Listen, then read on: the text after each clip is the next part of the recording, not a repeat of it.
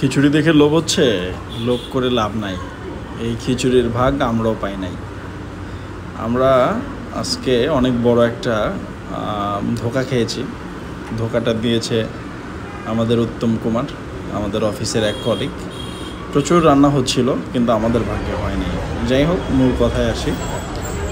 এটা আমরা গিয়েছিলাম একটা প্রোগ্রাম বলতে আমাদের কীর্তনে মহাপ্রভুর ভোগ ছিল। তো উত্তমবাবু আমাদেরকে নিয়ে গিয়েছিল দাওয়াত খাওয়ার জন্য। শুধু ভোগই না, এখানে কিন্তু মেলাও হচ্ছিল। মেলাতে বিভিন্ন আইটেমের খাবার বিক্রি করছিল, বিভিন্ন চানাচুর থেকে শুরু করে বিভিন্ন মিষ্টি, এগুলো অনেক কিছুই। আমরা কীর্তনও উপভোগ করেছি এখানে। আমরা সবাই কীর্তনে অংশীদার হয়েছিলাম, অনেকক্ষণ ছিলাম। লোকনাথ, তারপরে আপনার শিব, কৃষ্ণ, সবারই এখানে আমরা মূর্তির সামনে ছিলাম। তো যাই হোক, কীর্তনটা অনেক সুন্দর হয়েছিল।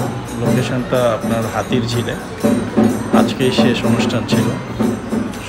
আমি এখানে মেলাটা অনেক সুন্দর হয়েছে, সবচেয়ে বড় কথা। এখানে প্রচুর দোকান বসেছিল বিভিন্ন আইটেমের।